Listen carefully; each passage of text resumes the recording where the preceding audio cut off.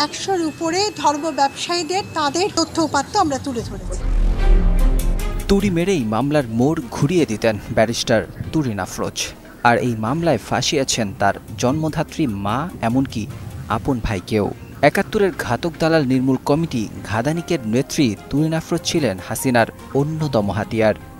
২০১৩ সালে শেখ হাসিনা তাকে আন্তর্জাতিক অপরাধ ট্রাইব্যুনালের সিনিয়র প্রসিকিউটর হিসেবে নিয়োগ দেন। তারপর থেকেই একের পর এক মিথ্যা মামলার ভেলকি দেখিয়ে ফাঁসিয়েছেন বিএনপি জামাতের শীর্ষ নেতাদের। ঘাদানিকের এই নেত্রী পৈতৃক সম্পত্তি একা ভোগ দখল করতে জন্মধাত্রী মায়ের বিরুদ্ধেও মামলা করেন। একই মায়ের পেটের ভাইকে দেখিয়েছেন হাইকোর্ট। জালিয়াতির মাধ্যমে দলিল সৃষ্টি করে পৈতৃক বাড়ি নিয়ে নেন একক দখলে। মা এবং ভাইকে সেই বাড়ি থেকে তাড়িয়ে দেন, আর কখনোই ঢুকতে দেননি সেই বাড়িতে। শুধু তাই নয়, মায়ের গায়ে হাত তোলার মতো অভিযোগ রয়েছে তার বিরুদ্ধে। ব্যারিস্টার তুরিন আফরোজ আন্তর্জাতিক অপরাধ ট্রাইব্যুনালের সিনিয়র প্রসিকিউটর হিসেবে নিয়োগ পাওয়ার পর থেকেই নিজেই হয়ে ওঠেন অপরাধের পাহাড়। ট্রাইব্যুনালের প্রসিকিউটর পরিচয় দিয়ে তিনি বিভিন্ন প্রথিতযশা ব্যক্তিদের ব্ল্যাকমেইল করতেন। বিভিন্ন শিল্প পরিবারের কর্ণধারকে ৭১-এ যুদ্ধ অপরাধের দায়ে অভিযুক্ত করার ভয় দেখিয়ে কোটি কোটি টাকা হাতিয়ে নিতেন। মোহাম্মদ ওয়াহিদুল হক নামের এক সন্দেহভাজনের কাছ থেকে কয়েক কোটি টাকা নিয়ে তাকে দায়মুক্তি প্রদানের অভিযোগ রয়েছে তুরিনের বিরুদ্ধে। এছাড়া সন্দেহভাজন ব্যক্তিদের সঙ্গে গোপনে সাক্ষাৎ করে অর্থ আদায় করতেন ঘাদানিকের এই নেত্রী। তিনি অন্যায় করবেন বা ভুল করবেন বা ত্রুটি থাকবে, সেটাকে মাপ করতে হবে, এটা কোনো ব্যাপার না। তুরিন উচ্চশিক্ষা অর্জন করেন অস্ট্রেলিয়ায়। ব্যক্তি জীবনে ছিলেন উচ্ছৃঙ্খল। নিজের মধ্যে ন্যূনতম মানবতাবোধ না থাকলেও তিনি মানবতা বিরোধী অপরাধের বিচারে প্রসিকিউটর ছিলেন। তুরিনের বেপরোয়া স্বভাবের কারণেই শেখ হাসিনা তাকে স্নেহ করতেন। এটি ছিল তার ক্ষমতা ও সাহসের উৎস।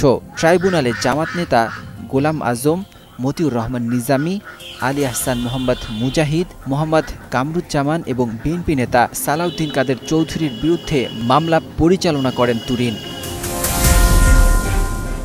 তুরিন আফরোজ ট্রাইব্যুনালের শুনানিতে যখন আটকে যেতেন, তখন ঊর্ধ্বতন নেতৃত্বের দায়ভার, ব্যক্তিগত দায়ভার ও জয়েন্ট ক্রিমিনাল এন্টারপ্রাইজ জেসির উপর দিয়ে চালিয়ে দিতেন।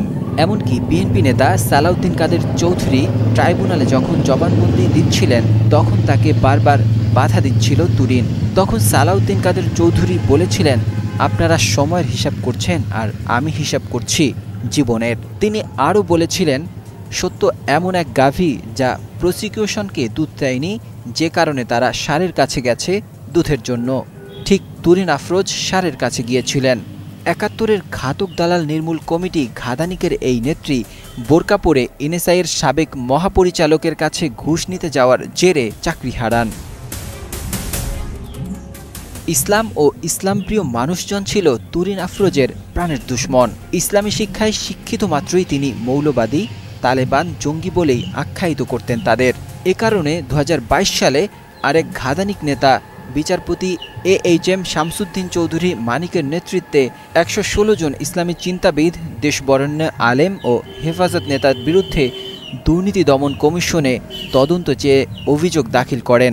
সেই অভিযোগের ভিত্তিতে দুদক পরিচালক উত্তম কুমার মণ্ডল তড়িৎ সিদ্ধান্তে অভিযোগের তদন্ত করার জন্য টিম গঠন করেন। পরে অবশ্য দুদক তদন্ত প্রক্রিয়া থেকে পিছু হটে। বলা যায়, এই ঘাদানিকের নেত্রী তুরিন আফরোজ এহেন কোনো অপরাধ নেই যা তিনি করেননি। হেফাজতি শুধু নয়, যে সমস্ত মৌলবাদী সংগঠনগুলো আজকে বাংলাদেশে বিভিন্ন সাম্প্রদায়িক সমস্যা সৃষ্টি করছে, সাম্প্রদায়িক আক্রমণ করছে, তাদের রাজনৈতিক ব্যাকগ্রাউন্ড, তাদের নেতৃত্বের এবং তাদের কর্মকাণ্ড সব কিছু উঠে এসেছে।